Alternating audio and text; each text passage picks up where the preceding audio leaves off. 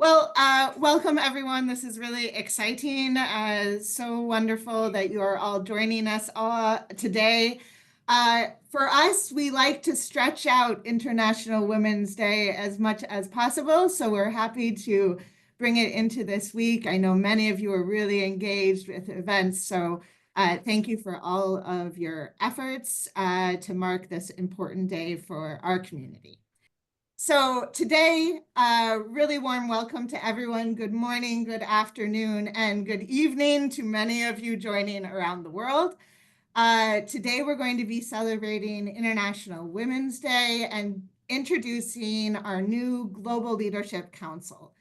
We're going to hear from a couple members of our council in a keynote, and we're going to have a fantastic panel discussion with many of the network's new council members who are with us here today.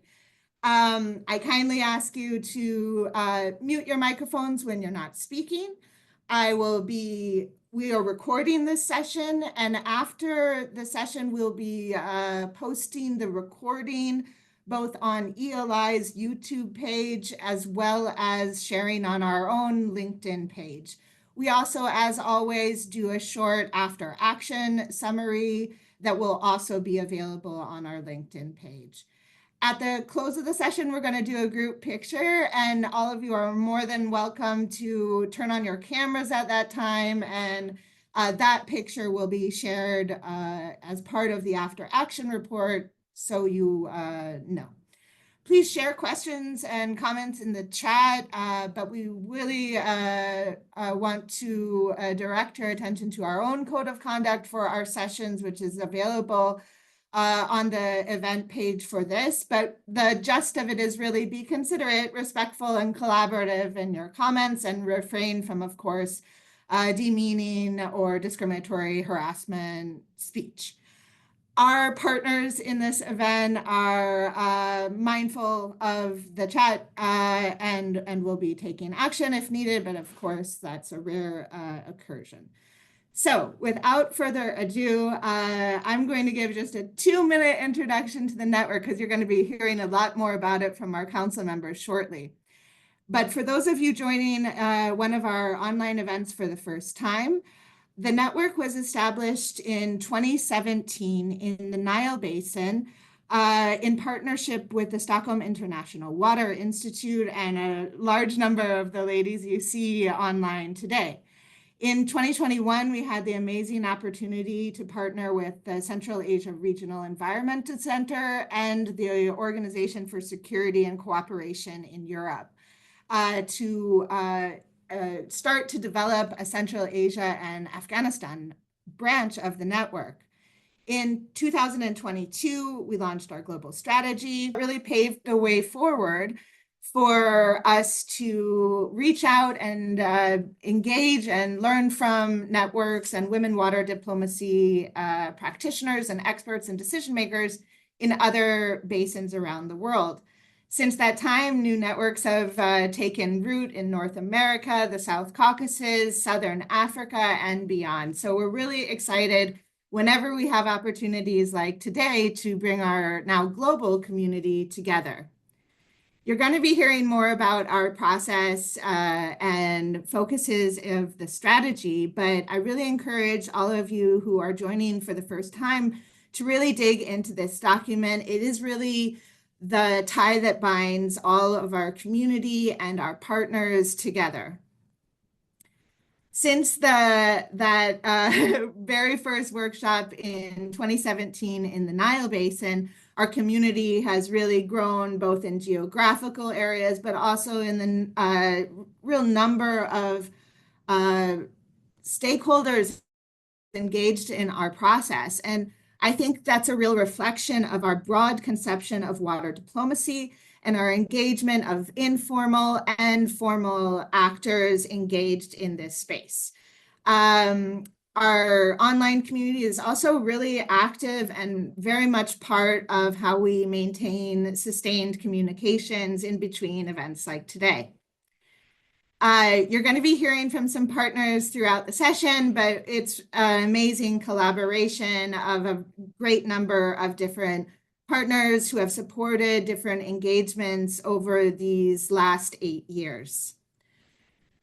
Now, Sogol, I believe I'm passing the mic to you now.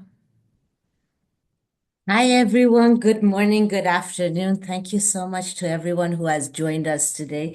This is a very special session for us, and we're very proud and honored that you're all here with us for the announcement of the network's new Global Leadership Council.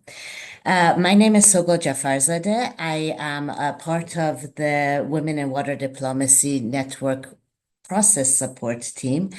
And I am also the UN and Government Relations Coordinator at United Nations University Institute for Water, Environment, and Health.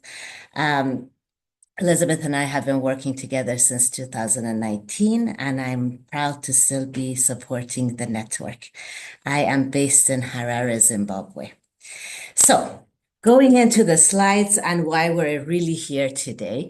So, we got to a point with the network that we realized that we needed to up our game when it comes to the governance structure, and we had to do a global leadership council now to support the work and to guide the network altogether, but also to lead the way for the implementation of our global strategy. So we led a formal selection process. We got many different applicants, more than 50 plus nominations, self-nominations, or nominated by their peers. It was a very difficult process to go through everyone. We were very honored by the nominations that we received, and basically there were three main things that we looked at. One was a diversity, regional diversity and representation within the network, so it's all representative. Thematic diversity and different backgrounds, so we don't work in silos and we have voices from every different sectors and different areas of work in water diplomacy and the water sector in general. But we also looked at diversity of skills and age to make sure that we have voices from all different walks of life, but also that the members are complementary to each other. Next slide, please, Elizabeth. Before we go through the introduction of our new council, we just want to all take a moment and appreciate the Women in Water Diplomacy Network Nile Basin Leadership Council that have carried us and our network to the point we are now. I remember one of the first meetings that I had with the Nile Basin Leadership Council. It was when the Central Asia Network was being introduced to the Africa Council, to the Nile group. And Dr. Zodwa, I always get a bit emotional when I say this, but I'm going to get through it today. Dr. Zodwa told us that you don't need to all be this worried and this anxious about your path forward. We're here for you. We have walked this walk, and you can step on our shoulders and we'll carry you on. So this has really been the spirit of our network going forward. And so please join me in giving a hand to our amazing Nile Basin Leadership Council that has brought us to this point and has made our network what it is today. Thank you to the wonderful 8 ladies that you see on the screen. You have done us proud. We are happy that a few have carried on their mission towards their Global Leadership Council. But thank you for bringing our community together, envisioning and putting our global strategy in place and setting us the path forward. Thank you.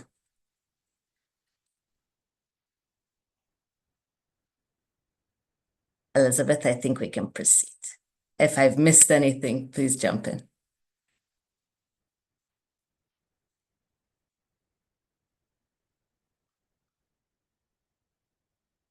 Sorry.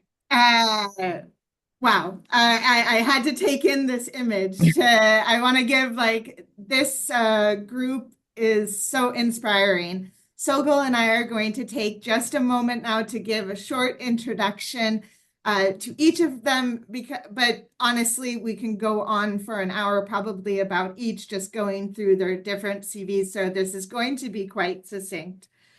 Starting as our tradition is by alphabetical by first name. It's really my pleasure to thank and welcome Ambika to the role of our Global Leadership Council. Ambika Vishwanath is the founder and director of the Kubernetes Institute. And I'm sorry, Ambika, if I haven't learned how to say everything correctly. I bet that's going to be a theme here. I first encountered Mbika several years ago. She's an amazing, insightful researcher and leader. The programming that she and her colleagues are driving are really foundational discussions around water security and diplomacy. The Kubernetes Initiative is an India-based geographical advisory group. So Ambika's participation and engagement with the Women in Water Diplomacy Network really began with the global engagements, as we haven't yet developed any regional basin community in India. And Bika, very much welcome. And we're all really excited for your role here. Next is Bogadi. Bogadi is another one of these amazing women that have really inspired so many of us in our community. She began engaging with the network in 2022, and right from the moment supported the development of a network in Southern Africa. She has an illustrious career. She is the first woman to be in her role as the director in the water ministry. It's really amazing to get a chance to work with Bogadi in this way. Thank you, Bogadi, for joining this role. Sogol? So I need 1 second. I've lost power around me. I can't read my This is notes. another trend in our It community. is Power outages faced by so many of us. I but uh, it's I will continue with Dr. Elena. Dr. Elena is relatively new to our community of the Women in Water Diplomacy Network, but again, right out of the gate, joining a leadership role.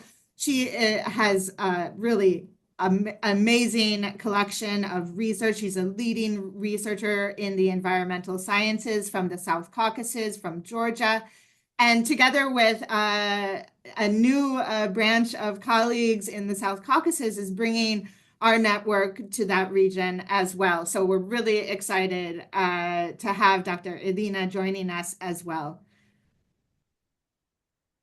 I'm good to go now, Elizabeth, if that's okay.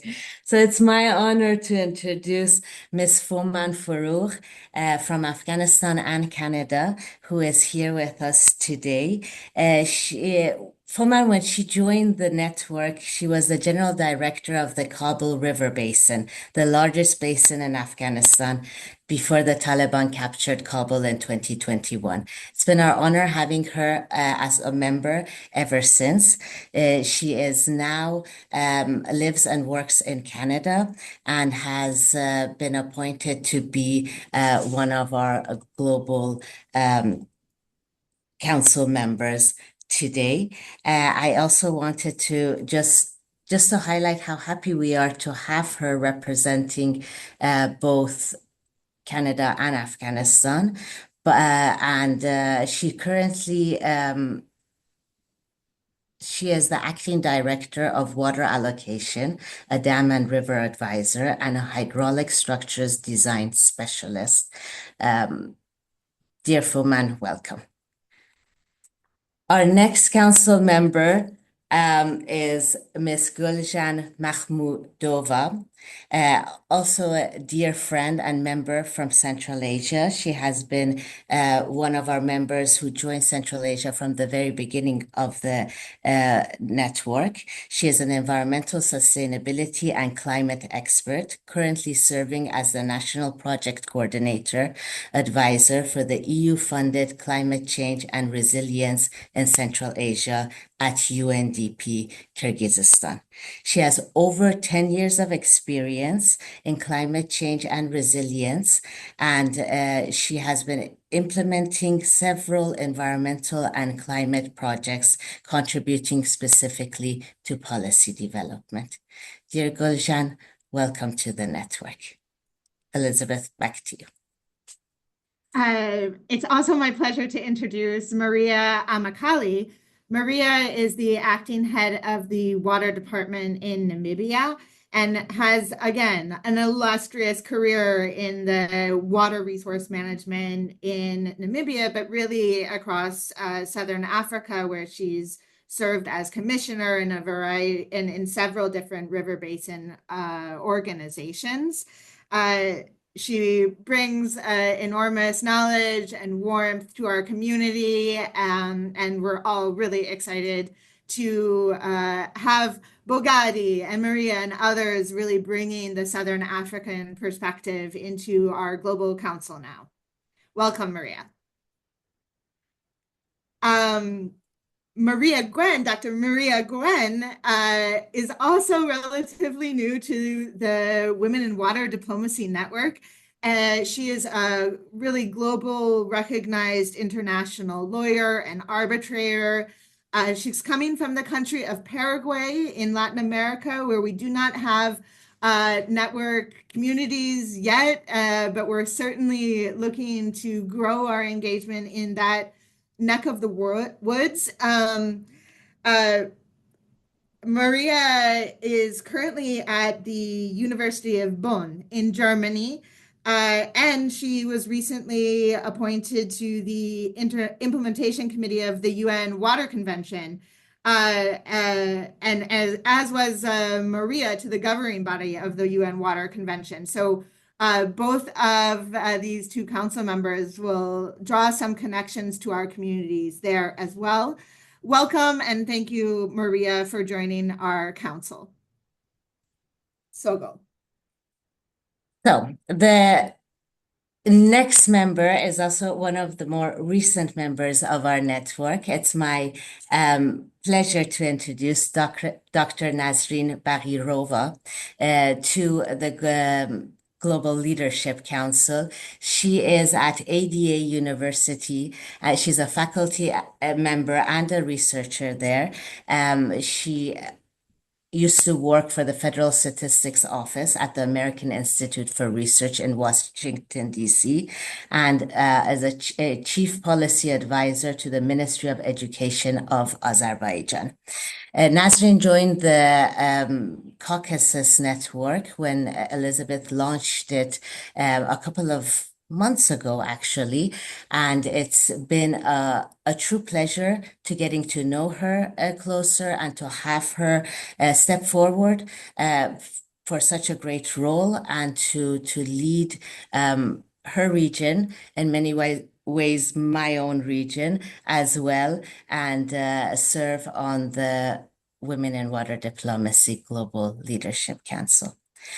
I move on to another dear colleague and friend who comes from the region which I live in currently, Mr. Farah Ramoeli from Botswana. He is our only male member. I think it's important to highlight here the role of the male champions we have throughout the years supporting the network. We've said it many times, this is not a women's network, but it's actually a network for like-minded people who want to step up for gender equality and support us on this path. Farah is currently the Executive Secretary of the Okavango River Basin Commission since October 2018. He used to be the Senior Program Officer in the Directorate of Infrastructure and Services of the SADC Secretariat for over 15 years. He brings with himself a wealth of knowledge, but also a true supportive spirit that we all appreciated it. Dear Farah, welcome to the Global Leadership Council. Elizabeth. I, it's so exciting to see this group come together. We're halfway through introducing our amazing network members. Stay with us. It's really a pleasure to welcome Priska Nandede to our Leadership Council. Priska has been involved with the Women in Water diplomacy really since early days. Priska is a sociologist and is at the Ministry of Water and Environment in Uganda. And through her work there, she really focuses on community and local initiatives to raise awareness around water sustainability and really focusing attentions on engaging all of society in those efforts, which is just a wonderful perspective to bring into our council. I'm really excited to work with Priska through this new council. Thank you, Priska. Next is Dr. Sharon Magdal. Dr. Sharon Magdal has been quite involved with the network way before we had a launch of the North American network. She was joining global engagements and showing support for our community. In 2023, Dr. Sharon Magdal and a number of other partners from the United States and North America joined us in our broad engagements at the UN Water Conference. And I think really we're forever thankful for her involvement in our work. I've lived in about 12 countries in the last 20 years, and Dr. Sharon Magdal's book has made it with me the whole way. So it's really fantastic to have her engaging in our role. She is the director of the University of Arizona's Water Resource Research Center, which is really a predominant leading water center in the United States. So it's a huge honor to have her part of our work. Thank you, Sharon. Sogol? Our next member, Ms. Surai Charyeva, is one of our junior researchers, one of the most junior members actually of this leadership council, and we're really happy to welcome her today. And she is a truly impressive young lady who has stepped up to the challenge and has already showed so much mentorship ability and has been supporting her peers throughout the time and in her engagement in the Central Asia network. She is from Turkmenistan, but currently based in Germany and works in Germany. At the moment, however, we are very happy to announce that she's doing an internship at the Asian Development Bank in Manila. So she's connecting with us today from Manila. She's working on trade and gender, and we are very excited to bring sort of a younger researcher perspective into the network, and we count on your support, Surai. Thank you. The next member is, it's really a true honor to introduce her. Thank you, Elizabeth, for leaving this one for me. Dr. Tahani Silit is currently serves as the Minister Assistant for International Cooperation at Ministry of Water Resources and Irrigation of Egypt. She has been a true leader and a founding member of Women in Water Diplomacy Network. Everyone in the network knows her. She hardly even needs any introductions. She has been serving as the chair of the African Ministers' Council on Water, AMCOW, Technical Advisory Committee and was the head of the Central Department for External Cooperation in the Nile for many years. Dr. Tahani, it's a true pleasure to have you continue on the council, to have you move from the Nile Basin Council to the Global Council. And I'm sure everyone looks forward to continue working with you and to your leadership. Thank you, Elizabeth. It is really a pleasure for me to introduce the next two as well, who are also continuing on in their role from the Nile Leadership Council into the Global Council.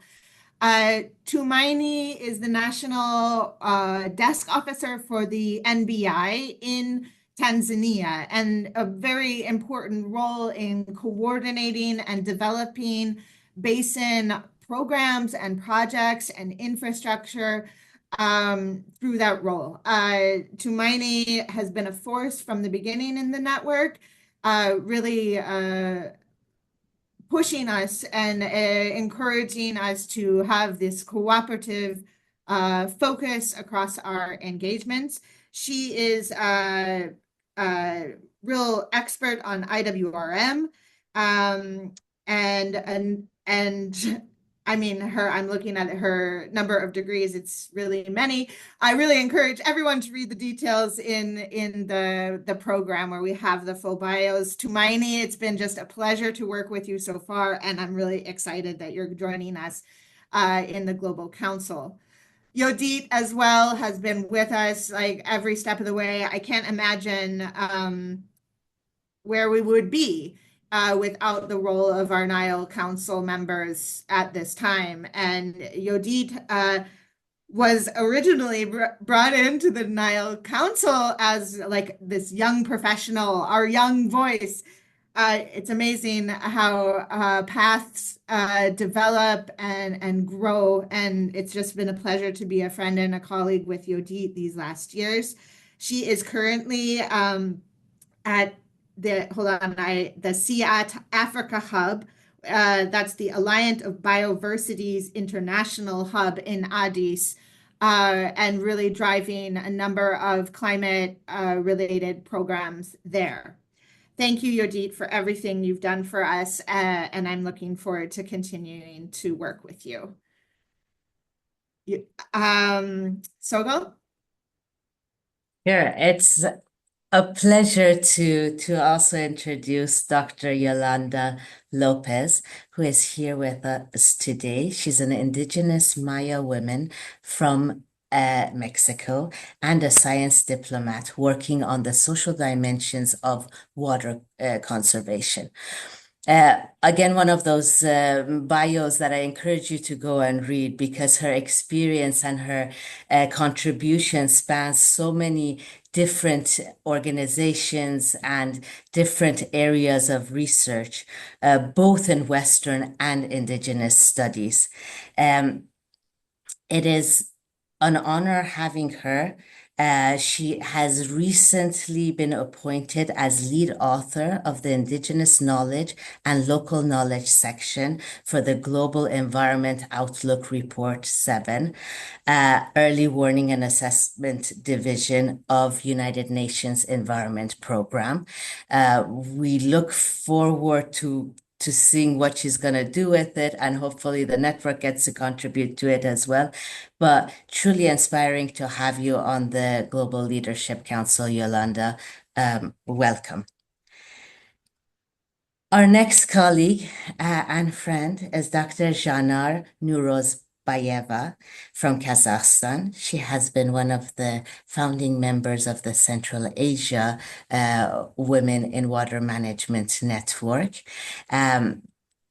She has a PhD from Al Farabi Kazakh National University. She has been working on various research projects, currently leading a joint publication with the other members of the Central Asia Water Management Women in Water Management Network. She has shown true leadership working with many different members and has published more than 70 publications in the field of climatology, hydrology, and dear Jana, it's an honor to have you with us here. Congratulations on your appointment.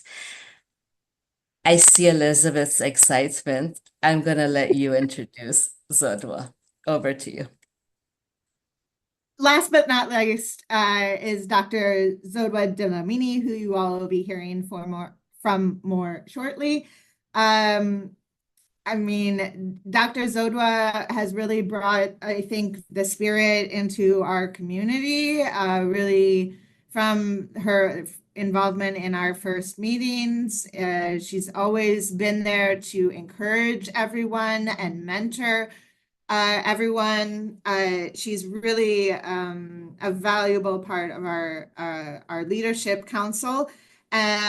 She herself is a seasoned international water management specialist.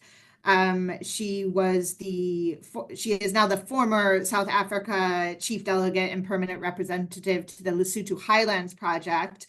And the chief negotiator for the phase 2 of that project. For those of you who are fluent in the Lesotho Highlands projects, one of the largest water transfer infrastructure programs between South Africa and Lesotho. I think I'll stop there, but it is amazing to hear from all of you. Thank you. Thank you to all of you who made nominations and participated throughout this process. We're going to be hearing more about plans for the Global Council's priorities throughout the rest of this session. Maybe join me in giving a round of applause to our newly appointed full council. Virtual applause. Fantastic. Now I'm going to turn over the floor. I'm just checking with Zodwa. Zodwa's having a storm in South Africa, which is impacting the internet and power generally. So I know that she may not have her video on. Zodwa? Hi. Okay, great. So, Sogo, would you like to introduce this council? Here, it's absolutely my pleasure. First of all, congratulations to the new Global Leadership Council. It's really an honor to be part of the process support team for this. As the first action, the Global Leadership Council has a keynote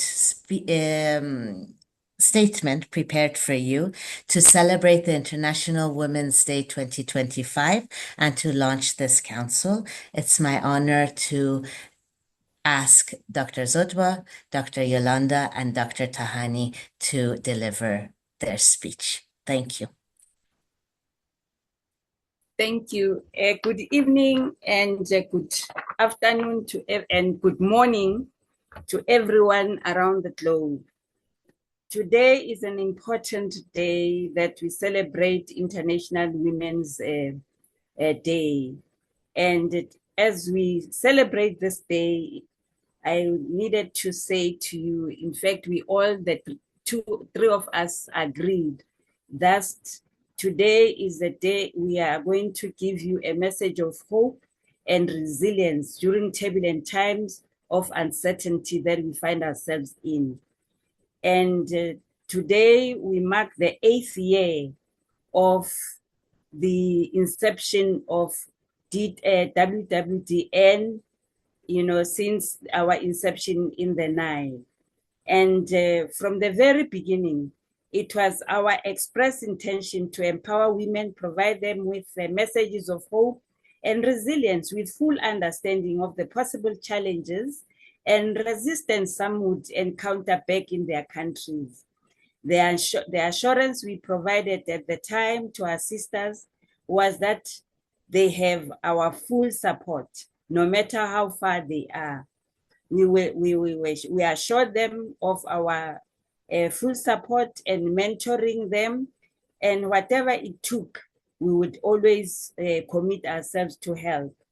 WhatsApp became our cornerstone and a trusted tool of communication, providing constant reassurances across the Nile Basin as well as the Central Asia and Afghanistan. You know, person-to-person meetings as well as online meetings were the order of the day. I can assure you that even when we had coronavirus, it could never stop us. We continued to be strong and resilient.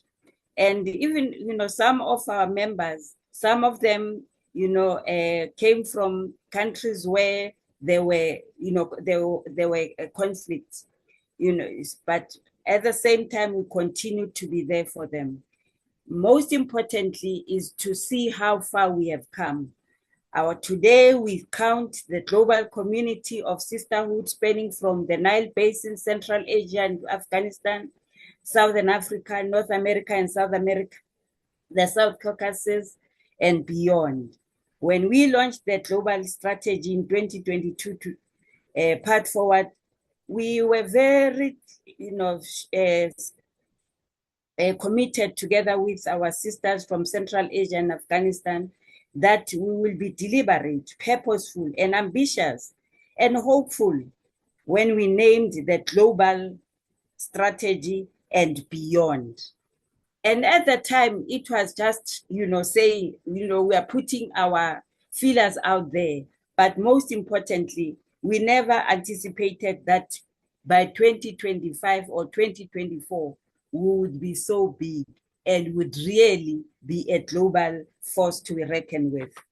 And one of the major things that we also assured ourselves with was the support that and ensuring that everyone was going to be leaning on us. This was based on our global strategy path forward for women, water, peace, and security, which provided us with a guiding post for the next 5 years. But most importantly, you know, there are 5 pillars that you know. Those pillars for us literally became the guiding star for our network in terms of ensuring that we are unapologetic when we address issues of gender and youth empowerment, inclusivity, and women, water, peace, and security. Peer-to-peer learning became our pillar of strength, sharing even during the height of the coronavirus, as I said. And also, even when wars threatened our sisters, and the sisterhood continued to provide the shoulder to lean on across the borders. This is what one of our sisters said when war ravaged her country. When I became displaced from my country because of war, leaving my country was traumatic. However, the support and understanding and solidarity I found within the network made the transition bearable. Rebuilding my life in a new country was made easy because of the network sisters who made my settlement both domestically and in a new job a bit easy. Another sister also said, when the government fell and I made a conscious decision to leave, I didn't know what the future held for me. However, joining Women in Water Management in Central Asian Network connected me with my field and profession and other aspects, reminding me that I still had a place in my field where my voice could be heard. Pillar 3 is about research and cooperation, provided linkages to explore new relationships since our guiding principle of our modus operandi for this community of practice is experience learning. Together with Central Asia, we became a formidable community with varying backgrounds, which we learned and from each other, shared and mentored while building the network. Linkages to basins relations continue to be established across the basins of the world. In March 2023, Zambezi Commission Secretary Zamcom played a major role in collaborating with the network, ensuring participation at the first UN March 2023 Water Conference in New York. This collaboration ensured that the network voices through various side events were heard.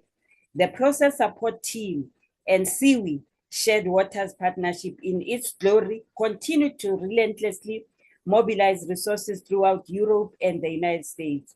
We pay tribute to the following members: Elizabeth Koch, Kerry Schneider, Julian Jiki, Anton L., Shanani Baloi, Katie Golder Ryder, Jessica Trowell, Saule Aspanova, Sobol Jafazadeh, Radhika Gupta, Thais Raznokova, and Letsia Zuliani. Thank you very much. When we started, also, the feminist approach was the darling of everyone. How quickly things change.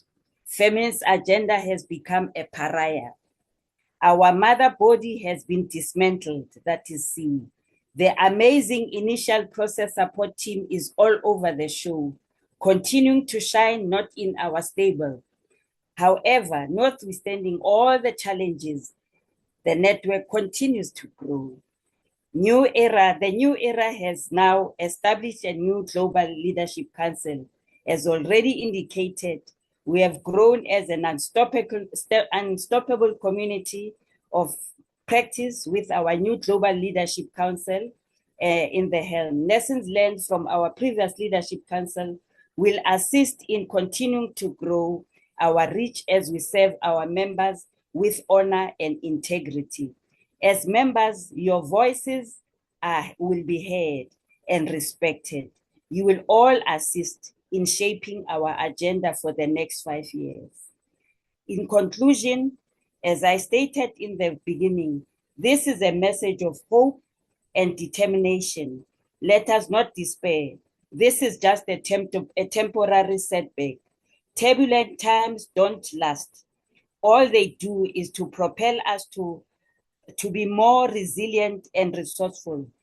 I leave you with the encouraging words of the UN Secretary General, Mr. Antonio Guterres. He shared last week when he said, addressing the international audience on the International Women's Day, he assured us with the clarion call for Gender Equality Acceleration Plan that provided us with the 4-point plan: unified leadership, action against pushbacks, coordinated impact, and protection of human and women rights defenders. Whatever it takes, the community should do whatever it takes to protect them. He further reassured us that this Gender Equality Clarion Acceleration Plan will drive political change in all whatever the UN does. And also, we should also, join in ensuring that we continue this. May I say to all of you, we continue in this path, may we all work together and be strong and be there for each other. Thank you so much.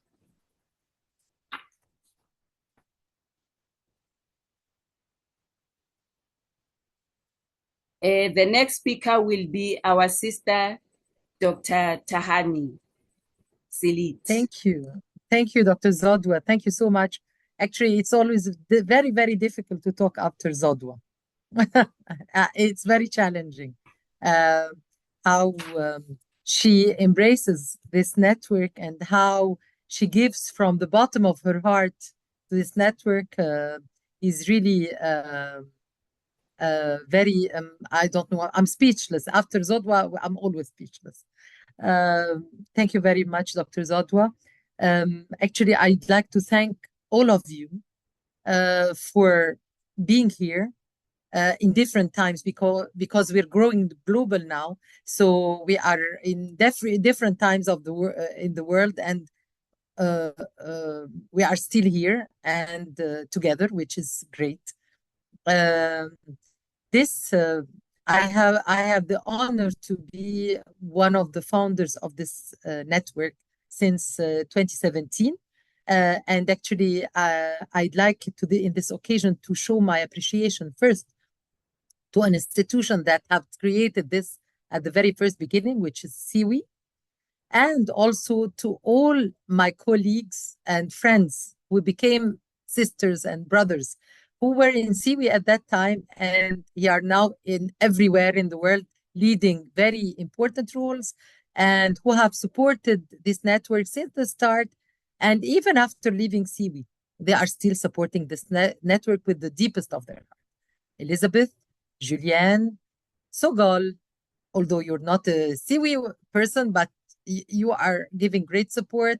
All our friends who are here, Anton, of course, Carrie, of course.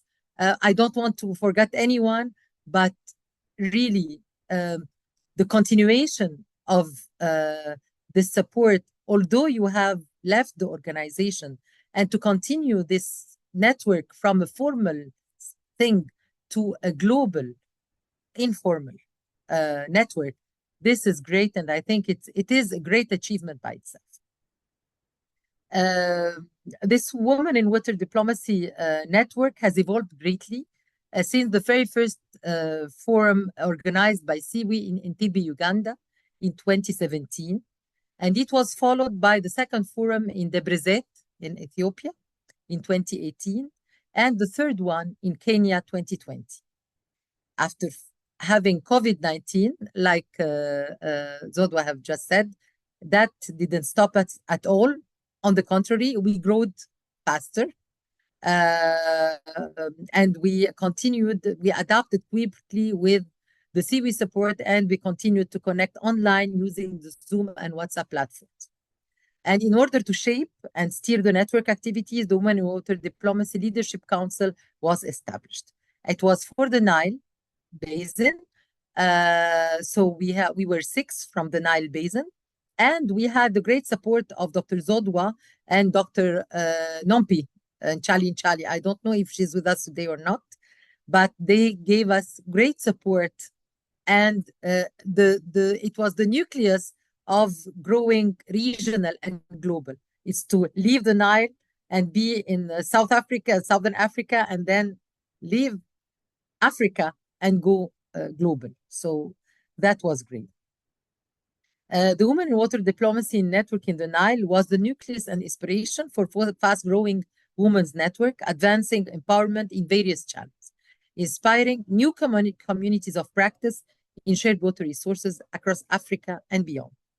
Meanwhile, in another part of the world, the Women in Water Network in Central Asia and Afghanistan was launched in 2021. In August 2022, we had the first Women in Water Diplomacy Global Network Forum in Stockholm on the sidelines of the World Water Week. And during the forum, the Women in Water Diplomacy Nile and Beyond strategy, spanning from 2022 to 2027, was launched.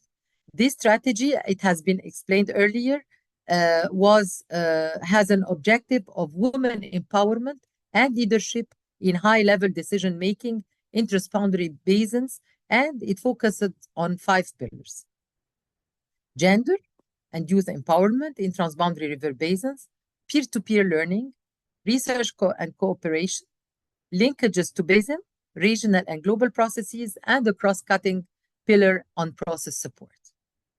Throughout this period, since 2017, the network was engaged in around 20 in-person trainings and knowledge exchange workshops, 35 online trainings, knowledge exchange workshops, 12 research and communication actions, and 7 collective engagements and visibility actions at major regional and global policy dialogues. At this new stage, the global network has to unlock new horizons, whether through the focus on the implementation of the strategy and through opening new windows of cooperation and knowledge exchange among network members at the global level, and the introduction of new aspects like indigenous people. And in this regard, I am handing over to my dear friend Yolanda, who will give us more aspect on the indigenous part. And I hope before I leave you to work together to find the beauty of being global. It's to know from each other. So opening the windows for knowledge exchange and experience is very, very important. And if there is something special about this network, is that we will learn from everybody's experience all over the world. Thank you very much. And I'm giving the mic to Yolanda to continue. Thank you. Thank you very much, Tahani, and thank you very much, everyone, for joining us today. I have prepared a few photos, like a few slides, but I don't know, Elizabeth, if I can share it or perhaps later during our discussion. I think it's better. Okay, wonderful. Well, I don't want to take more of the time because we have a very, very long and very interesting session. So today I want to talk about the role of Indigenous women. And as we move forward, it is really imperative that we recognize and include the voices of Indigenous women in our work. And this is because Indigenous women, we have invaluable knowledge about water stewardships, and we are the ones that we take care of the health of our families, and we have ancient knowledge about the interconnectedness of water, land, and community well-being. And these perspectives are essential for developing sustainable and equitable water management strategies. However, Indigenous women, they face discrimination, violence, and lack of access to ancestral lands, making their empowerment crucial for poverty eradication and political participation.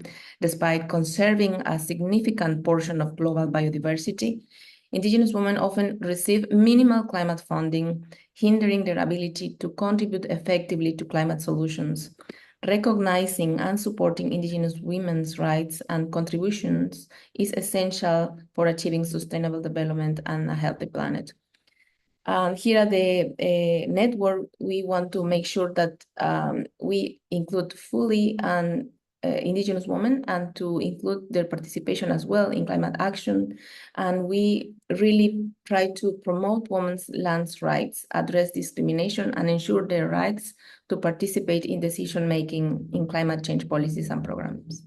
Empowering Indigenous women, it is not only a matter of gender equality, but also a key factor in safeguarding our planet for future generations. In this new council, we are committed to creating a space for Indigenous women and Indigenous water experts to share their expertise, lead discussions, and actively participate in shaping the future of water diplomacy. By prioritizing their inclusion, we honor their rights, protect their cultural heritage, and enrich our collective efforts to achieve water justice for all. Thank you very much.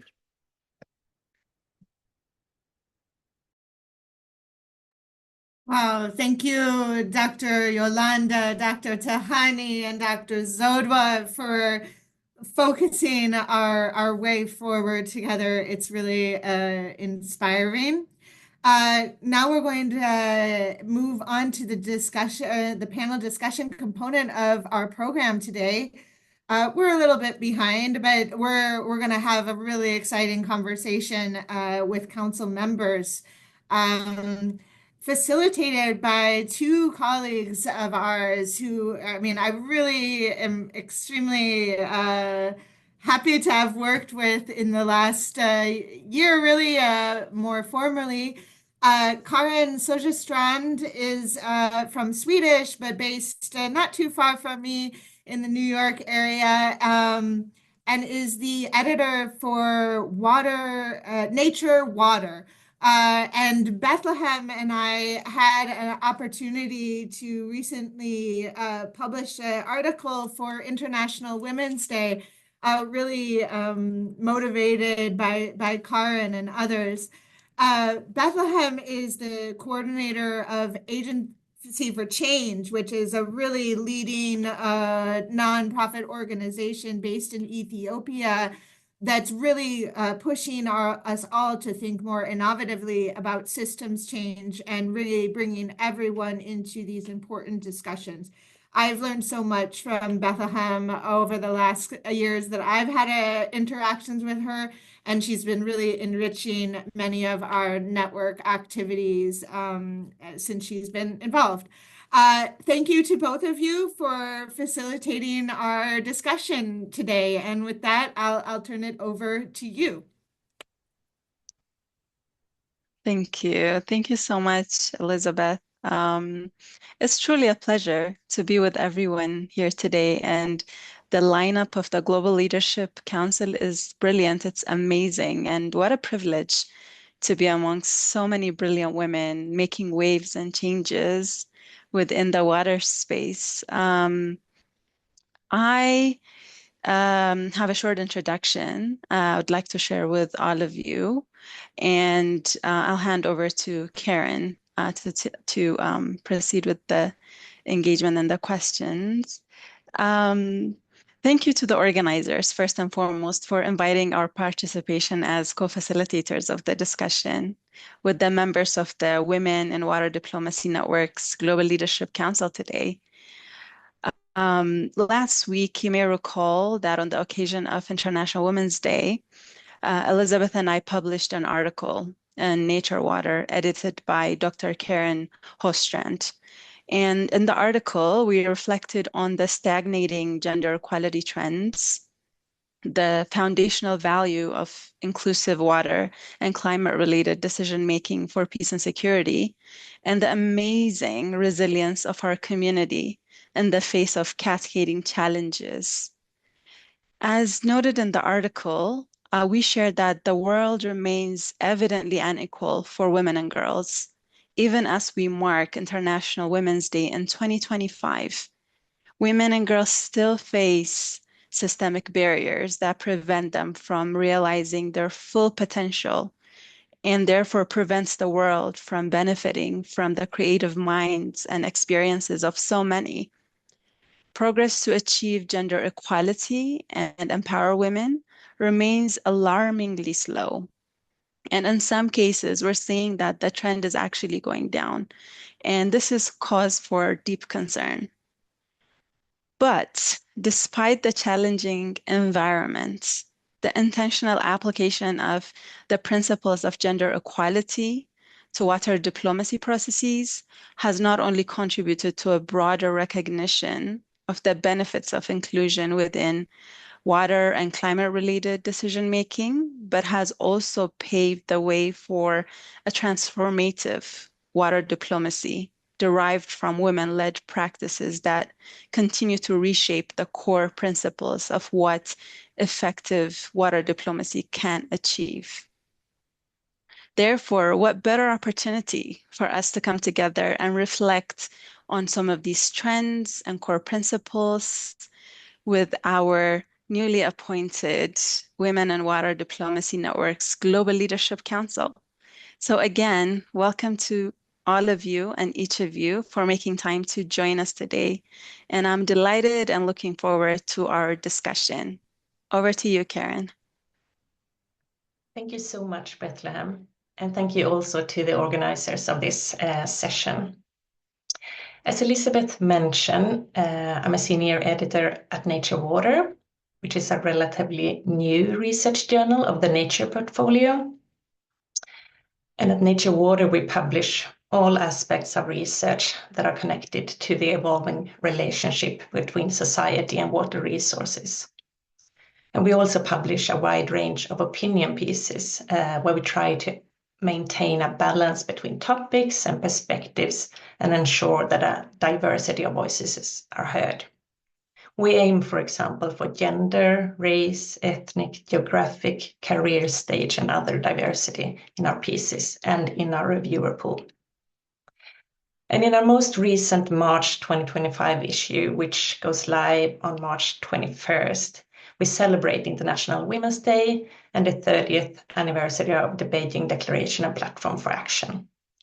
And I'm therefore particularly honored to be here today to co-facilitate the discussion about emerging principles of women-led water diplomacy. So with that, let's get on with the discussion. And the first question goes to you, Judith.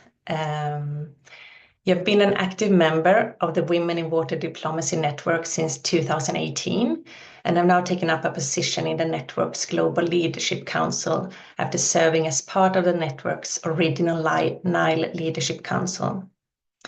And today we mark International Women's Day at a time when many report that progress to achieve gender equality is stagnating and in some cases trending down. You have served in both formal and informal water diplomacy related capacity in Ethiopia, with so many urgent challenges faced by our communities. Why should decision makers focus on inclusion? And how does women's leadership contribute to better decision making in your experience? Thank you so much. Hi, everyone. So it's a very important question, to be honest, and few of my sisters previously mentioned some of the importance of why inclusion matters. But maybe if I were to tell my experience, especially from 2018 until 2025, quite a lot has changed, both in the formal and informal based on my formal and informal interaction I have. One thing is that it changed based on the political will, both at the country level or even at the regional level or at the global level. So women involvement in or women inclusion has been always, and changing back high and low. But nowadays it's mainly low. And I feel like one of the reasons is that there is no sustainability that would empower us to continue in this. So for us, it has always been the informal networks like the Women in Water Diplomacy Network that has been empowering women to continue in their leadership or in their involvement in the water sector. But at a country or at a government level, what we are missing is that it's usually an agenda based. So if a specific work, a specific project, for instance, if we were to talk about the negotiation that were taking place in the countries, if the focus is about water, then gender is like the last thing you think about. But then if the negotiation is about inclusivity, then gender become high. So it all depends about what is currently selling. And for me, I would say an answer would be an informal network like this is a solution. And I think we need to work more on how to change our governments, our policies, and how inclusion would change more. Thank you so much. Thank you so much. I'll move on right away to a question to Maria Amakali. And reading through the short biographies of all the new council members, it is clear that you and all the council members have broken many gender barriers in your water careers thus far. Each of you are becoming the first woman in many different key roles in your countries and in professional communities. How, in your experience, can communities like the Women in Water Diplomacy Network support the entrenching positive steps forward we have made towards improved gender equality in water-related decision-making and protect against backsliding? Thank you, Karen, and thank you to everybody for the good wishes for being elected into the council. That is a very important question. And just to confirm, my journey into the water sector, my journey into the transboundary water, into the water diplomacy has definitely been one of the resilience, determination, and as you said, we broke some barriers. I used to be the only woman at the negotiation table, but now we are growing slowly. And I think this is one of the issues that we need to continue on. I am happy and I feel very privileged to be a member of the Global Women in Water in Diplomat Network, and also now being elected to the council. So the progress that we have made, I feel that it is very commendable, and we need to continue to it, because it's very fragile is very challenging. But to ensure that we continue so that we guard against backsliding, network like the Women in Water Diplomacy Network can play a very crucial role. And I thought I would elaborate on some of the key activities that we can consider. First, I thought we can, of course, we are guided by our global strategy, and we can just strengthen some of those.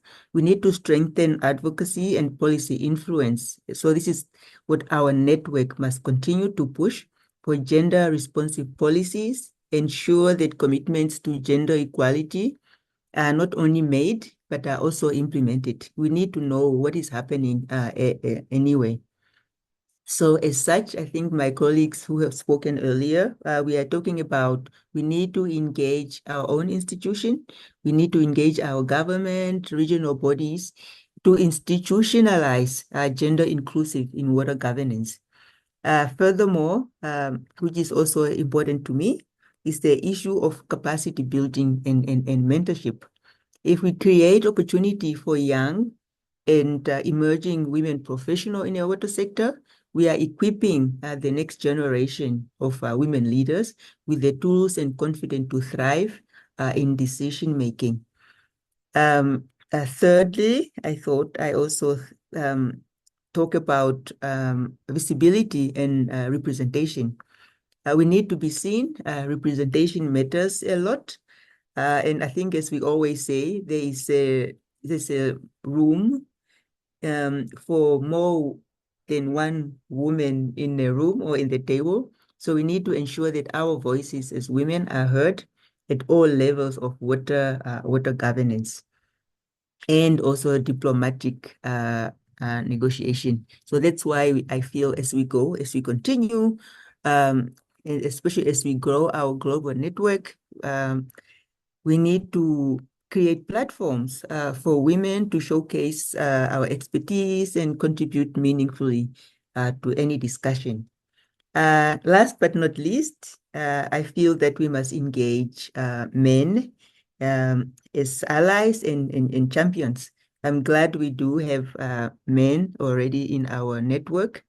And we all know, for example, that gender equality is not a woman issue. I think Sogol earlier said, this is a platform or a network of like-minded people. And we need the support of men, especially those who are sitting in leadership position, those who are in policy making and community engagement. They need to be there sitting and noting that where are the other gender? We can also do the same. Let me conclude just by saying that we must remain vigilant in identifying the risk to the progress that we have made.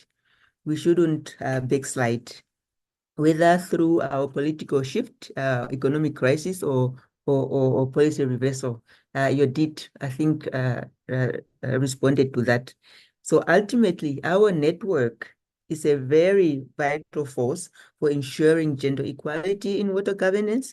And it's not a temporary, although it looks like an informal gathering, but it should be our lasting reality. Thank you, Karen, again. Thank you so much, Maria. And over to you, Bethlehem. Thank you, Karen. My question is for Ambika. So turning to you, Ambika, and following on Maria's inputs, my question to you is, how can we move from a focus on ensuring equitable participation to equitable influence in water-related decision-making processes? Thank you, Bethlehem, and thank you to everyone who's already spoken before. This has been a really fascinating evening so far, or nighttime discussion, I have to say, from my side here in India. That's a really good question, and it's a really hard question, and I'm going to borrow what Ms. Salit had said earlier in reference to Dr. Zodwa and say, following, I think, Maria is going to be very hard because her answer was fantastic, right? And she said a lot of what I had been thinking about already in response to your question, Bethlehem. And so let me just expand a little, if I may, on some of the points that she had already brought up in her excellent 4 points that she made, and pick up on two things. One is on agency. I also a little bit stumbled upon working on water in many years ago, and about 16 years ago, when I started working on transboundary water, I was working in the Middle East on the Tigris Euphrates. And I won't say I was the only woman, because there were many women as part of those discussions. But the decision makers over there were all men. They were all much older men. And while they were all very nice and very kind, they were of a certain standing. And so they believed that that had given them the power to do and say and act as they wanted. Now, this is not new. We have seen this time and time again. The fact that there were many women as part of those discussions automatically gave people the assumption and the impression that the very fact of having numbers and representation meant that there was a movement forward.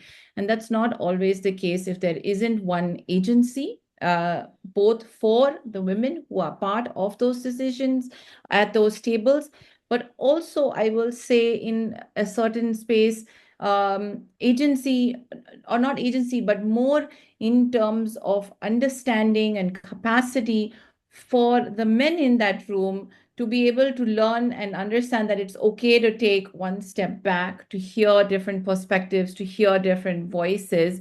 Because in many situations, and coming from a country like India, in a lot of cases, and this might be true also for other countries, they are not always taught, or they have not always been in that situation.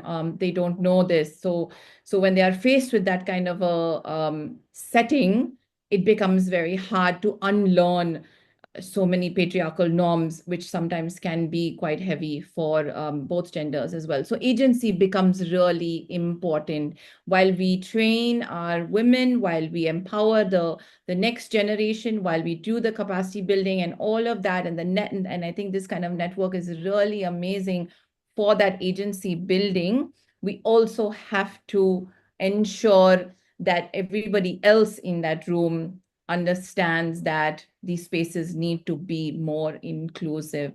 And I speak a little bit from some of what I have done doing training for women who've been elected at the village level in India. While we were training all the women in the villages who had been elected into the village councils, we also trained the men, the fathers and the husbands and the sons who had always held those positions of power, and then working together really helped change that mindset and brought about that power shift. So I think that agency becomes really important in looking at it from a different perspective from both sides. So when we talk about moving from equitable participation and inclusion to actual influence, I think that's an important shift that we need to think about going forward. And the second thing I will say is that influence is very contextual. So I think we have to be really mindful. Are we talking about influence in terms of a policy at that highest government level? Because then how we approach it becomes very different,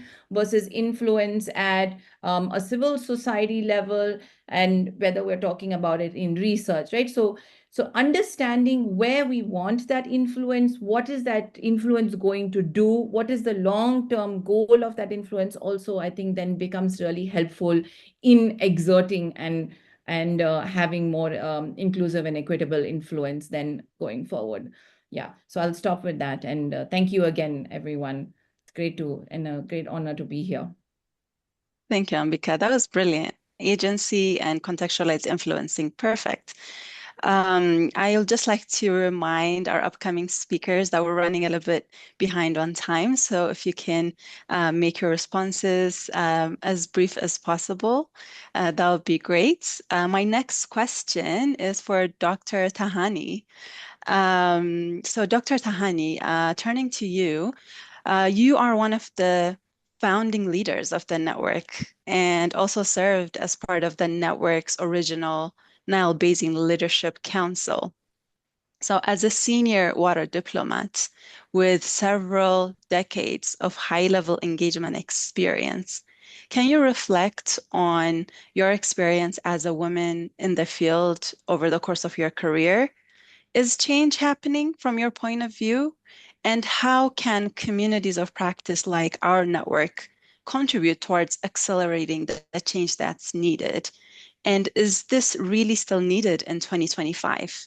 Over to you, Dr. Tahani. Thank you. Thank you very much, Bethlehem, for the very condensed question, which has many parts, but I'll try to tackle all of them. Thank you, Bethlehem. Well, let's start from the start. I'll share my own experience, my personal one. I have stopped for personal reasons on practicing anything, just motherhood, for about 10 to 13 years. And then I came back. So the first question is that we need to know that sometimes in your life, you can stop for some personal reasons because you are doing something that nobody else can do, and then you can come back. I was in a country where there is, at that time, I was in a country where there was no engineers, women engineers. I started by teaching French in an English school, so something totally different from what I have been doing before leaving. But it's very important that you are determined to have a comeback. So first of all, the true belief that you can overcome the stops in your life, because there are stops, whether we need it or we want it or not. I have started to study all over again, made 2 masters and a PhD, and started also at my career from scratch again, which is, I think this is the most important thing, that you have to believe that you can do it. This is the first thing. Having women on the table with a quota, for example, is something that I hate, because this is sometimes it's very tricky to give a quota and non-capacitated women to be in the post. So they give a very bad picture of the women as a whole. So capacity building is also very important. The work to really focus on excelling very well what you are doing. And from that, you start growing. I was very lucky to have men bosses. I cannot name them as bosses. They were leaders. And they were always behind me. I was in the Nile water sector. I was starting from scratch again. And I was really, they believed in me, and they started to encourage studies and encourage exposure. And this is another thing also. In most of our cultures, in the Orient especially, the exposure is key, because sometimes we are very shy of expressing what we want. And this reflects automatically in our practice in work. So having this self-confidence, and the self-confidence initiates from knowledge. So we come back to the same point again, is to be capacitated to fulfill the position that you are in, to break the silos of silence and being shy, since you have what you know what you are going to do. In 2025, and even I believe if I live in 2050, we will need empowerment. We will not stop needing empowerment. What's important is in this global network is that we exchange this knowledge, and this is very important. Not only knowledge, but knowledge and experience and peer-to-peer learning. maybe we were focused more on networking. Now we are settled, and we will have to focus more on that. So culture, capacity, empowering each other, and being empowered by others as well. Thank you very much, Bethlehem. I hope I have tried to cover the That whole. was wonderful. That Thank was you. wonderful. Thank you, Thank Tahani. you. That Thank is you so much. amazing. Lots of food for thought and also action. Thank you. Wonderful. Thank you, Thank Bethlehem. you. Thank you very much. Thank you to you. Wonderful. Thank you, Tahani. I would like to recognize that we're running a little bit behind, so we'll try to move a little bit quicker going forward. We have a few more questions for members of our Leadership Council. The next question is for Foman. First of all, Foman, our warm congratulations to you and our special thanks for joining the conversation today, having given birth just a few days ago. So congratulations and thank you for making the time. Your journey with the network has been long and substantive. So leveraging your experience on behalf of your native country of Afghanistan as the executive director of the Kabul River Basin, through upheaval and resettlement in Canada, where you continue to contribute to your community through sustainable water management.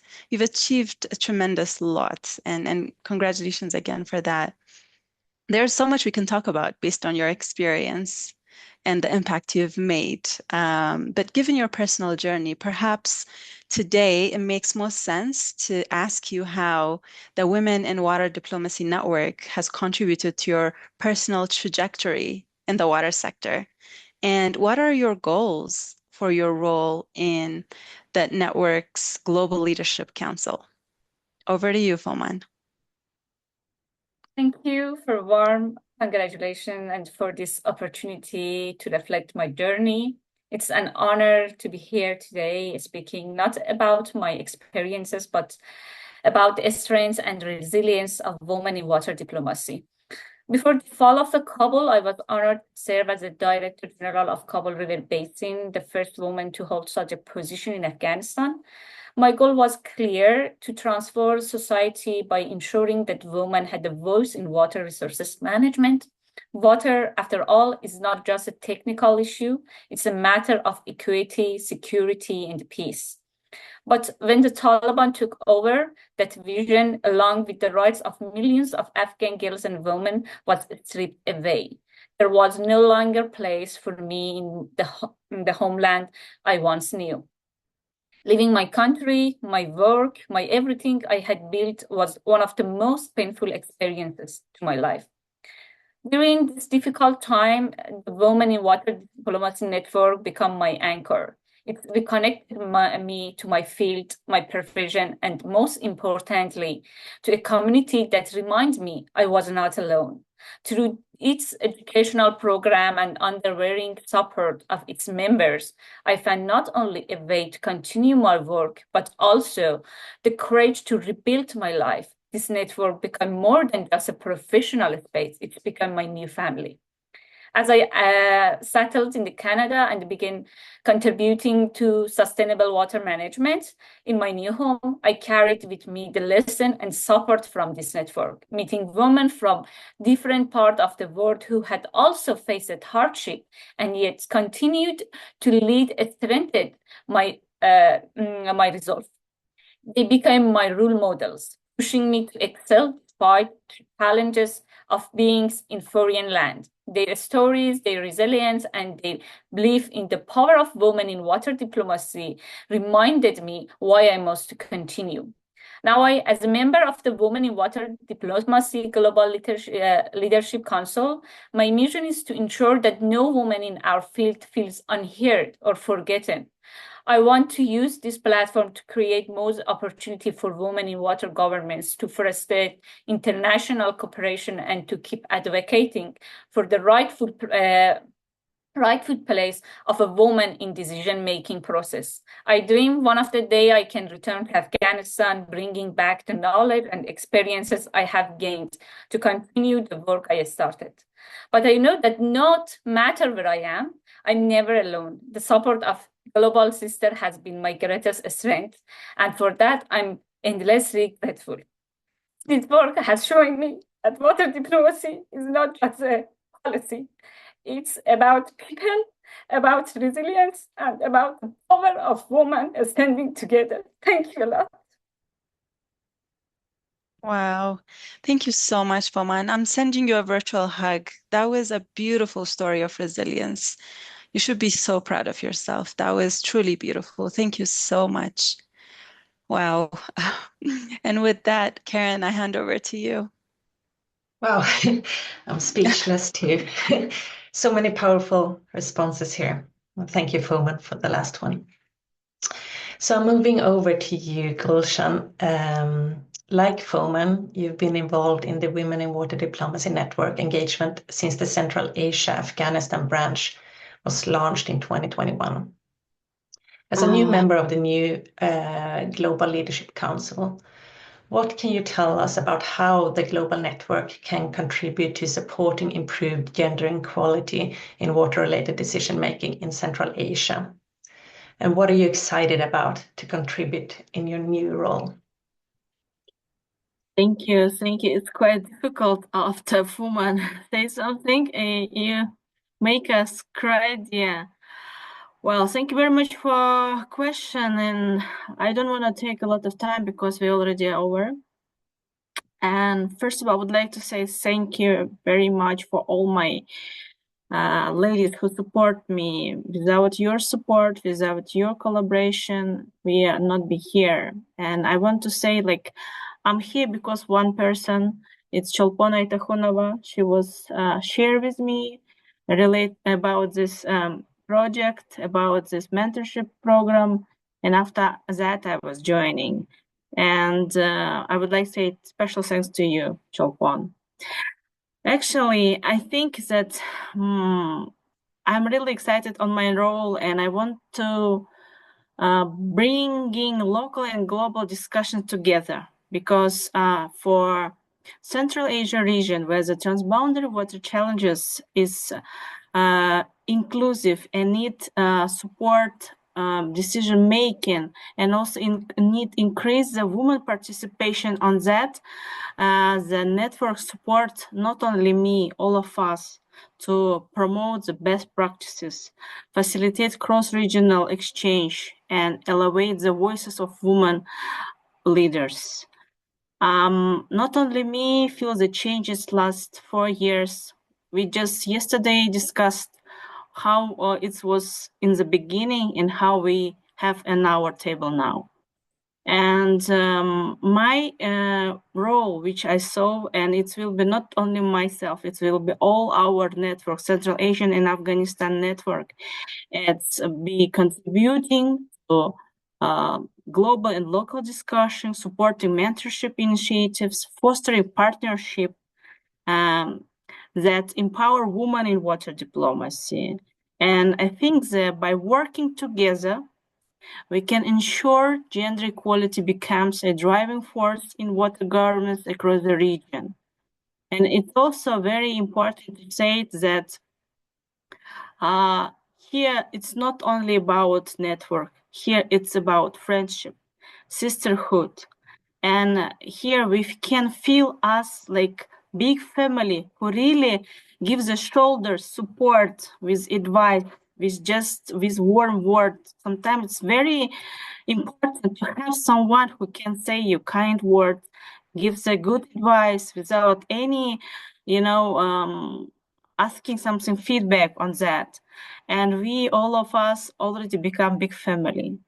And I would like to say that just plain words, I will try my best to do everything what can I do on my capacity to bring and support my network in the local, national, regional, and global way. Thank you. Thank you so much. Supporting each other and the sisterhood. Thank you so much. I go over to Priska Nandede. It's really exciting to see the breadth of water diplomacy perspectives represented in the new Global Leadership Council. Past research has demonstrated that part of the challenge in advancing gender equality in water and climate-related decision-making is that the talent pipeline has largely focused on engineering and foreign policy perspectives, two fields which have historically been male-dominated. As a sociologist, you bring a quite different perspective. We heard earlier from other council members about the value of gender-inclusive decision-making. Could you share with us your perspective of the value and/or challenges related to the interdisciplinary nature of water diplomacy?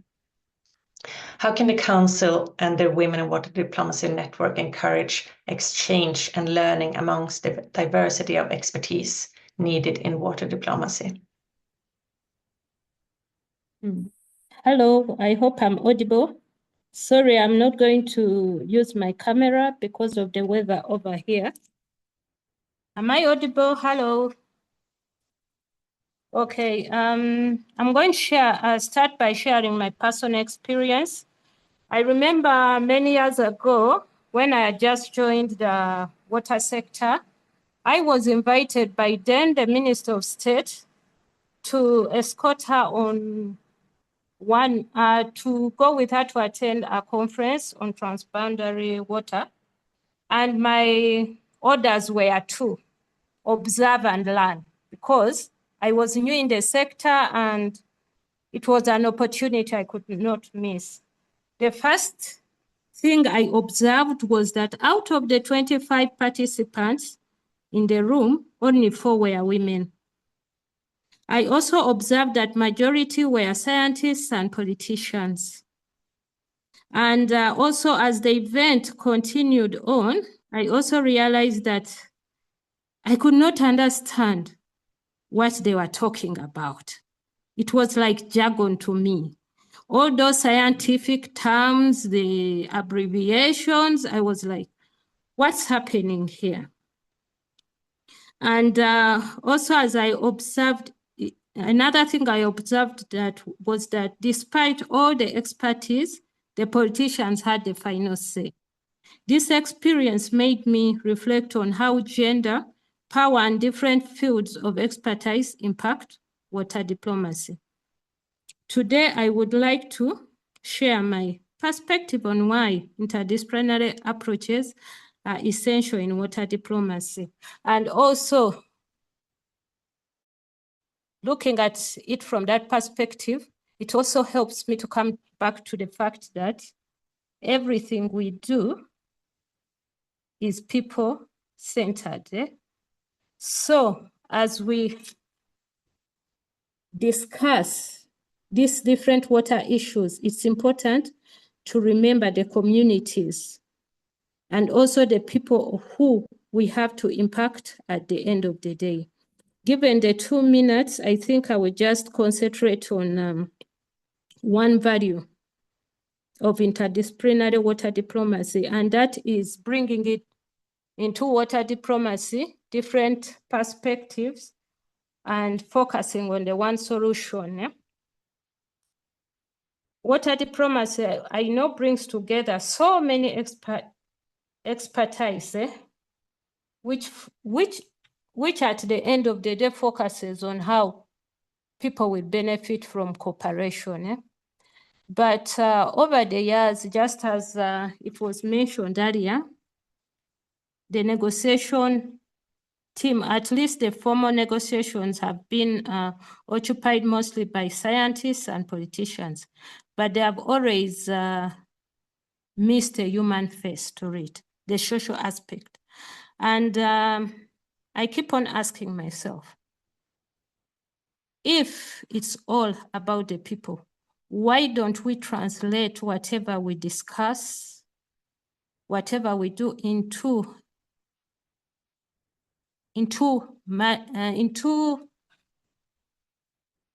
information that can be understood by the people? Because unless the communities come on board, there is no way we are going to succeed in each and everything we do. And given the 2 minutes, I think I will just dive into how I think the council can foster exchange and collaboration. I feel like we are already on board. We are doing what is right. Because from the time I joined the council, I have realized that a lot has been achieved through promoting inclusive dialogue. Many disciplines have been on board, and at least the network has created a safe space for each one from any discipline to exchange their ideas on how to be more inclusive and diverse. And then the second one is mentoring and capacity building. My focus is on mentoring because even during the meeting in Austria, I mentioned that unless we mentor the next generation, there is no way that sustainability will be gained. So I think mentoring capacity building is of utmost importance.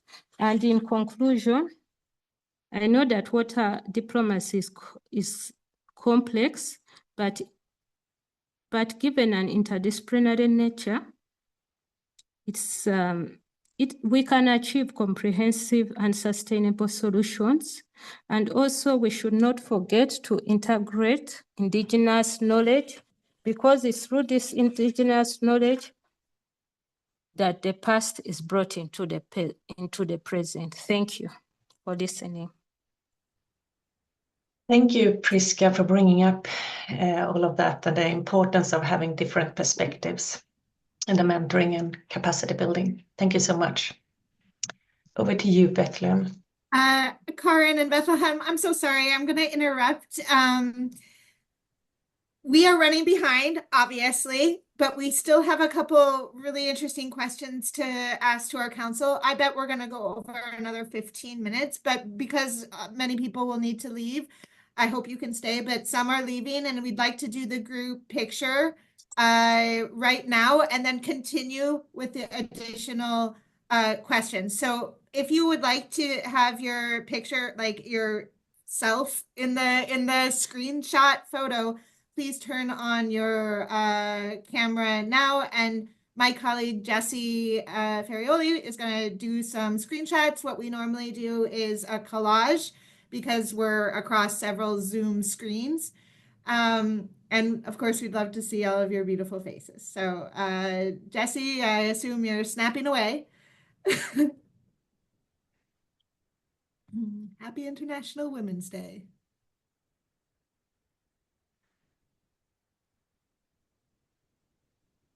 I'm sure our smiles are genuine, but Jessie, tell us when you're good.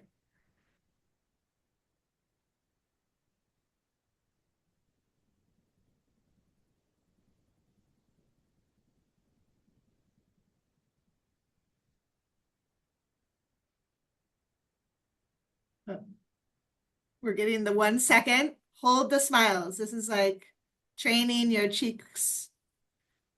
We're keeping it, Elizabeth. Hey, Priska, now we see you. All right. Thank you. Sorry to interrupt. Let's continue. And apologies again for going over. Thank you, Elizabeth.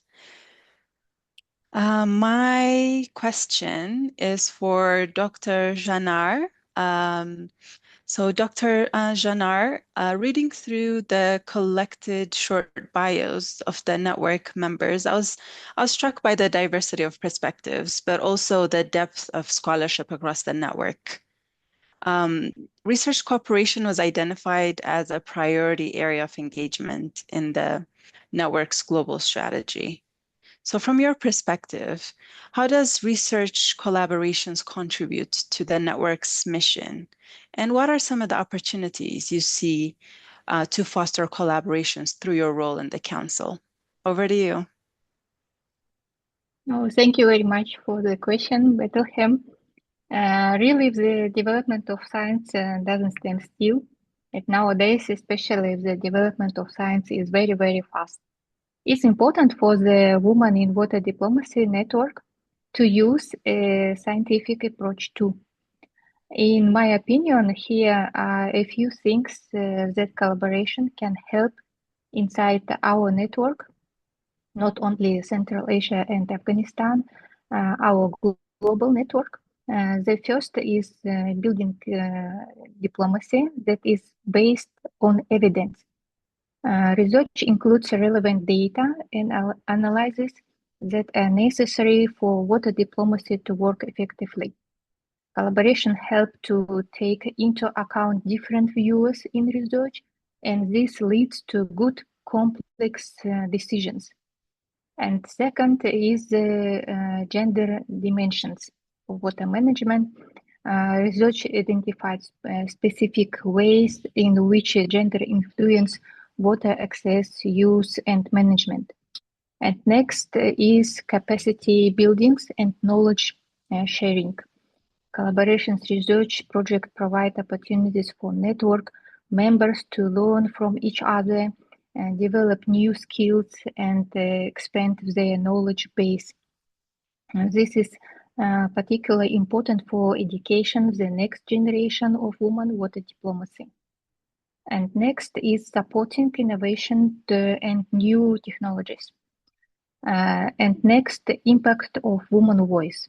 Research can provide a platform for woman voice to be head of water policy and decision making.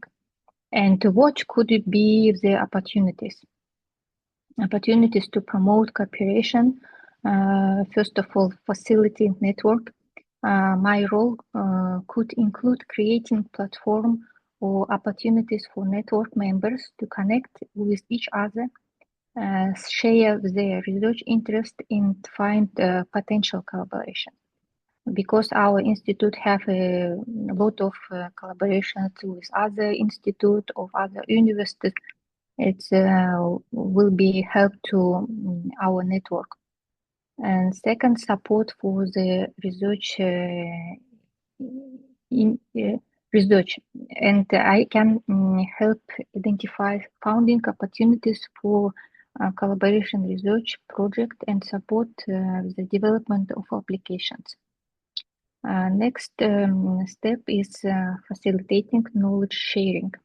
We can help communicate research results across publications, presentations, and other communications channels because we have a regional journal, Geography and Water Resources, and we can publish articles about women diplomacy network, about women role in our network and other papers. And building research partnership. Help network members connect with other research institutes, universities, and maybe other organizations. And last, new technology.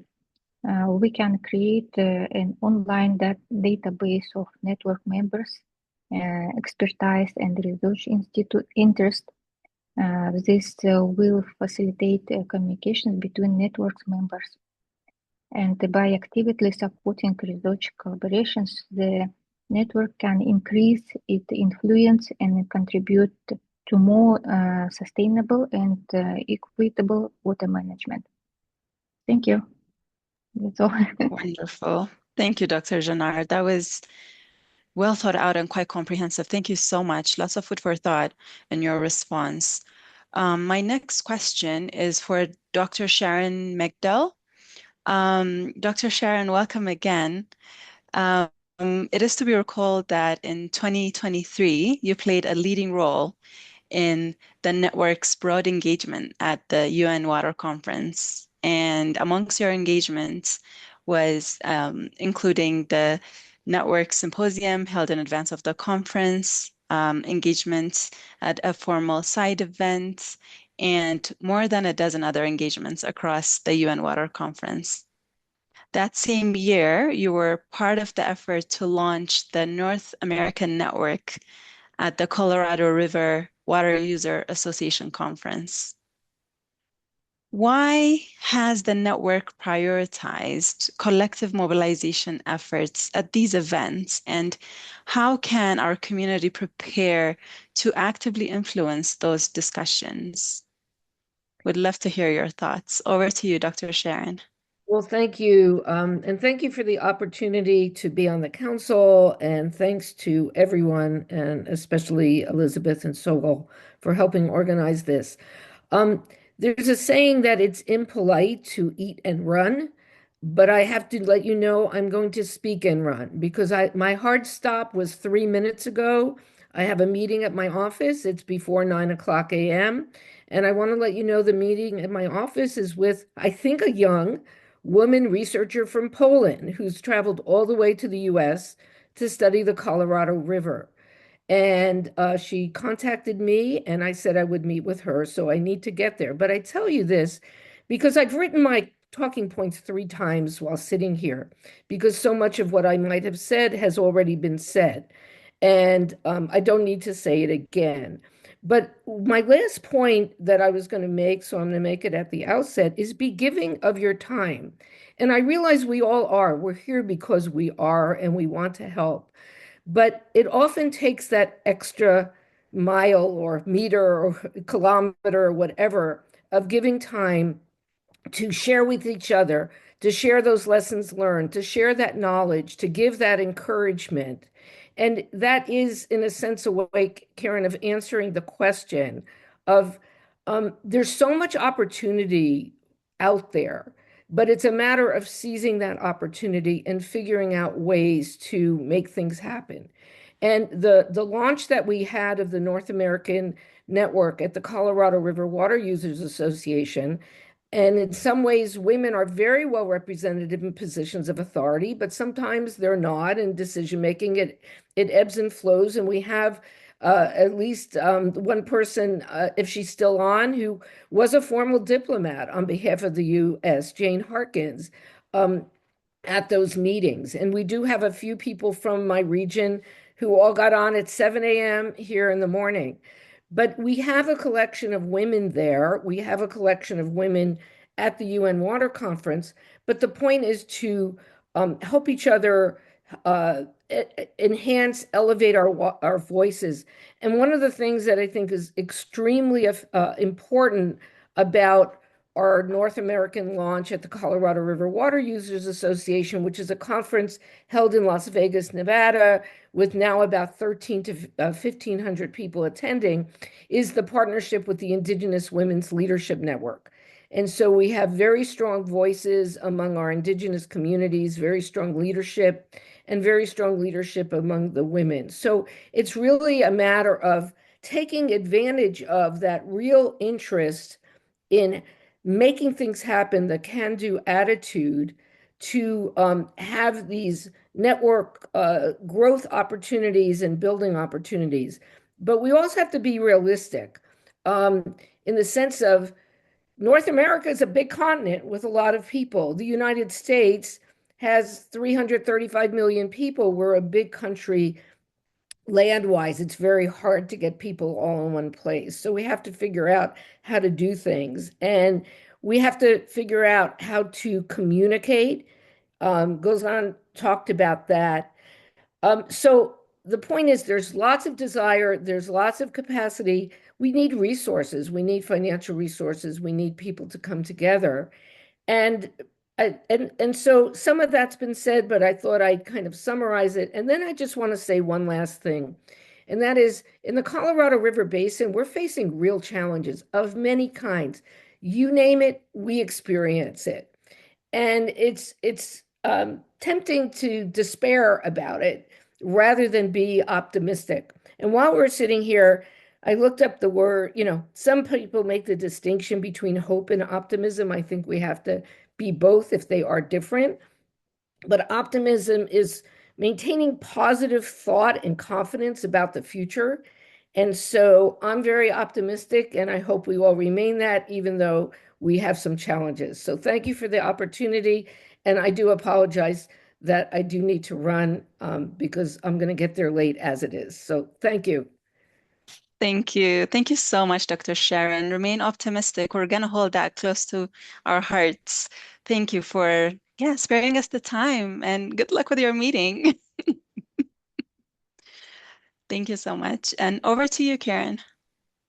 Thanks. Yeah, I agree. We have to stay optimistic. Thank you so much for that. I'm turning to Yolanda now.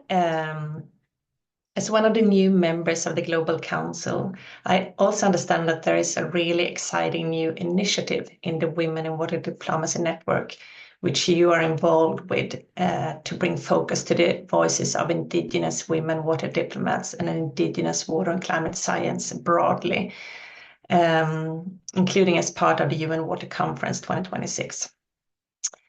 What barriers are experienced by Indigenous women water experts, and how can the network contribute to support inclusive water decision-making with regards to Indigenous communities? Over to you, Yolanda.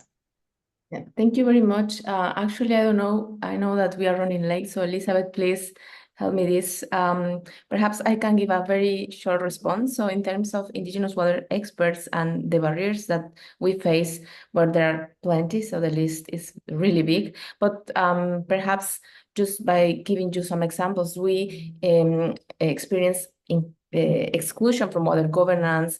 Of course, there are historical impacts that are still affecting us nowadays, and this disconnection of the intergenerational transfer, language barriers, but also that Indigenous knowledge is often seen as something that is folkloric or esoteric sometimes, but is the Indigenous knowledge systems are very precise, very crucial for understanding the hydrological cycle, and this information, this knowledge can influence better policies for a better future.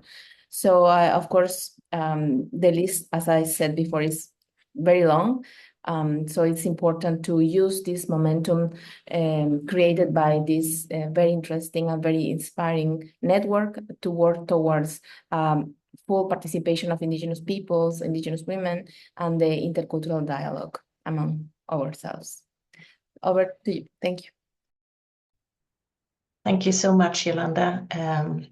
Working towards a full participation. So I move right over to Surai Shariva for the next question. Many of the council members have mentioned the importance of supporting the next generation water diplomats. And Surai, I understand that you are the network's youngest council representative.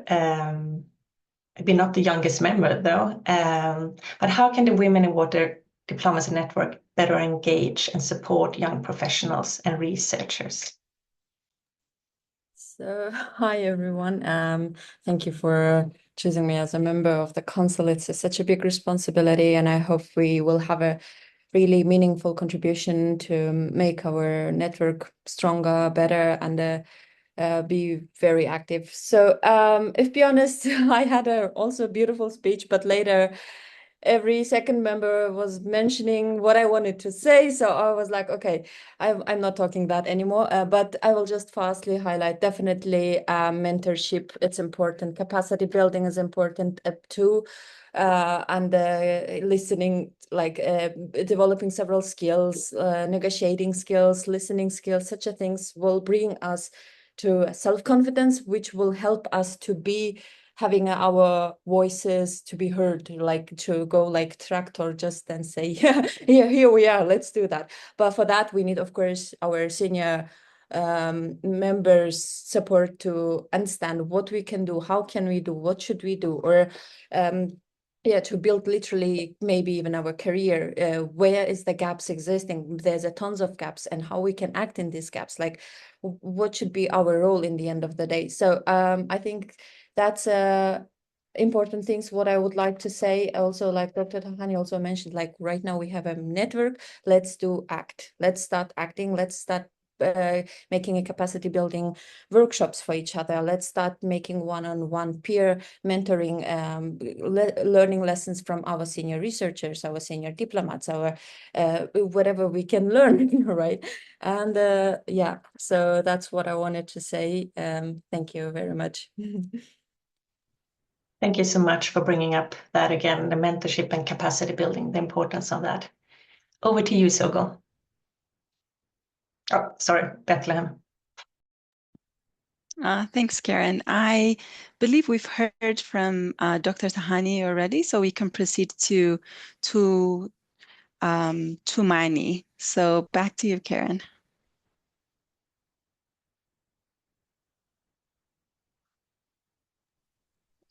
Sorry, that's correct. All right. So this one is for you, Tamani. You've been with the Women in Water Diplomacy Network since its earliest days in the Nile Basin. And one thing that struck me as I learned more about the network is how the network grew out of the request from the Nile Basin women water diplomats. This type of demand-based development program is not always so apparent. Will you comment on this? Thank you very much. Good evening to you all. For me, I think the first step is listening. Most of us, started participating in different negotiations where sometimes all negotiators were water experts, were men. Most of us started listening, and through it, we gained more knowledge and capacity. I remember in 2007 to 2010, through different capacity building initiative, like there was a project called Confidence Building and Stakeholder Involvement. This project was under the Nile Basin Initiative, and it really helped us to increase our confidence. And there were a lot of women. The project had a lot of women programs and forums under the Nile, and this project really helped us and really build our confidence. And then after this project, we also got an opportunity to involve in a series of training and workshop under the leadership of Madam Elizabeth, and together we decided to start our network. Actually, it took us some time, but because of all of us worked together and we all wanted to see us having our network on board, where we'll bring more women and share more experience together. We worked very hard, and at the end of the day, we succeeded and our network was on board. So that I want to share here is that the first step is always listening. Even in gender equality begins with listening too. Our network really dedicated nearly a year involving in developing the global strategy to be able to concisely share with partners what is that we believed will help advance our mission to inclusive water-related decision-making. Where now we need partners to listen and directly support our prioritized objectives. As we don't have much time, I think I can say that we as women, let us listen to men. Let us use men as our ladder to success, and also in our positions, let us try as best as we can to make sure that we bring more women on the table. And also, we really need to continue building capacity to our young professional women, so that to make sure that our number increases. If we are not bringing more capacity to young professionals, at the end of the day, our success, our effort won't continue to succeed. So we need to bring more young ones, and these young ones will make sure that they flag our objectives, and our network will continue being there. I know we are running short of time. If I started talking about myself and how I managed to be here, it will take more time. So I thank you very much, and I'm really, really happy seeing more than 80, 90 women were here today. So let us continue engaging together. Let us work together.